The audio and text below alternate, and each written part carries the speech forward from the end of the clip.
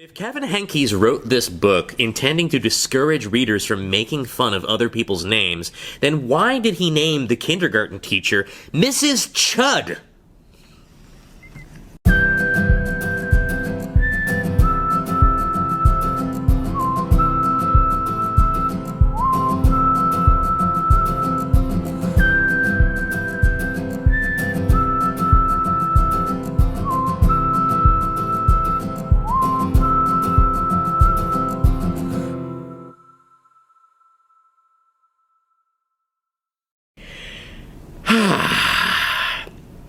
Hello everyone, you're watching YouTube. I'm Isaac, and this is 10,000 Pretty Good Books, the channel for parents who want to help their small children develop good taste in reading. And it's time for a review of Chrysanthemum, written and illustrated by Kevin Henkes and published by Greenwillow Books in 1991. Chrysanthemum is a wildly popular book and has sold over 1 million copies. It's about a young mouse whose parents give her a rather unique and unusual name.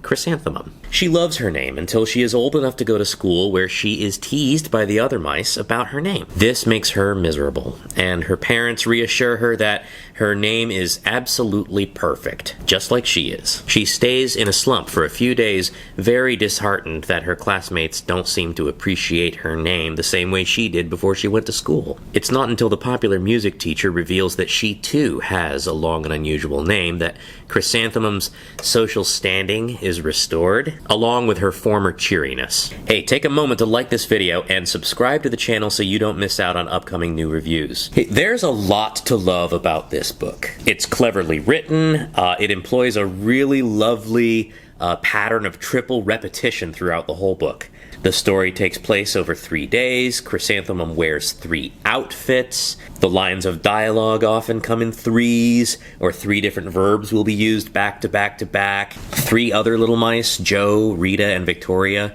whenever they tease Chrysanthemum, the things they say come in threes. I also appreciate the flower references, like chrysanthemum wilting or blooming. And there's a funny running joke for the grown-ups where Chrysanthemum's father is depicted reading books on child psychology as he tries to learn more about helping his daughter deal with this problem at school. Which brings me to the illustrations. They are vibrant and expressive and playful. It's time for the second best picture in this book. In this picture, Chrysanthemum is being comforted by her parents after a day of being teased at school. They've got the Parcheesi game out. Her father is doing a little bit of light reading to improve his child-rearing skills. The Inner Mouse, Volume 1, Childhood Anxiety. Look at the art. Chrysanthemum's parents are a bit fashionable. They are the kind of people to own and display a mouse Picasso. Mouse-casso? Pica-mouse? Pic-mouso? Pic-mouso. This book is really psychologically realistic. Kevin Henkes gets kids and the experience of life as a child. He clearly feels it, recalls it, and expresses its textures with accuracy. Chrysanthemum's dreams are utterly believable and understandable by kids. But best of all, the way that the teasing stops is true to the way that human desire works. Or mouse desire, I guess. All the little mice think that the music teacher is an indescribable wonder. And once she reveals that her name is Delphinium, and that she is considering the name Chrysanthemum for the baby that she's expecting, all of a sudden, the classmates who teased Chrissy about her name for the past 2 days want to have long flower names themselves. This is called mimetic desire. Any René Girard readers out there? We don't know what we want until someone else guides our choices.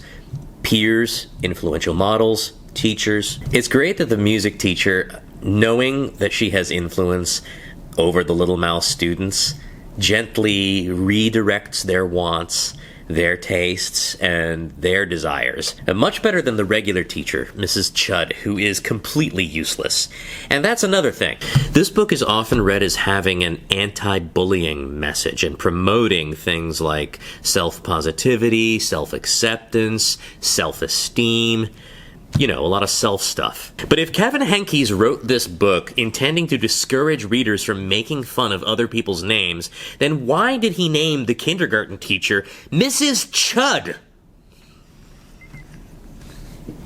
I'm a fan of names on the rare side. Otto, Mowgli, Voldemort. Some of my own children have names that you certainly don't come across every day. medium rare names, like a good steak. Imagine a well-done name. Kevin. Chrysanthemum's parents give her a unique, unusual, special name, presumably because that's what they believe is the most important thing for their daughter to be. They assert by page 2 that her name has to be absolutely perfect, because she is absolutely perfect. And this is where I would say the book's theme is imperfectly handled. Absolutely perfect is being used in at least 2 different ways here. On the one hand, it simply means that her name suits her, that it has beauty, that it's a fitting and becoming name. And that's fine, that's lovely, that's a colloquial way to use the phrase. On the other hand, it's not a good idea to tell any child that she is absolutely perfect. It's not just that it's untrue, it's that it's the kind of healthy-seeming falsehood that, if bolstered long enough, is eventually going to contribute to the development of an unhappy person. It's also not useful. I do appreciate that her parents wisely waited out for a couple of days rather than immediately demanding a meeting with Mrs. Chudd on day 1. But meanwhile, they don't give Chrysanthemum any words to say or anything to keep in mind that might help her deal with the teasing. Here's why I still recommend this book. In the epilogue, during the class musical, Victoria, the little mouse who was teasing Chrysanthemum the most, completely forgets all of her lines. Chrysanthemum finds this wildly funny and spends her whole dance giggling about it. This ending bothers a lot of people. I think it's great. This book came out on the tail end of the self-esteem movement that boomed in the 80s, and I can't prove it, but this smacks of satire. I read a gentle send-up of the absolutely perfect motif in this ending. Kids are probably not going to get this by themselves, but it's a great conversation starter with your children ages 2 through 6 or so. Ask them if they think Chrissy is absolutely perfect. If they say yes, ask them if they think it was right for her to laugh at her classmates' embarrassment. Because of course she does. This is the kind of thing that children who have been told over and over that they are absolutely perfect do. Like and subscribe, but more important, if you know some young parents of small children on the hunt for pretty good books, please share this video with them. Tell them what's going on over here at this party. If you remember reading Chrysanthemum yourself, or you're just excited to check it out, let me know in the comments. And also let me know, what should I review next? See you next time. Hi. Hi.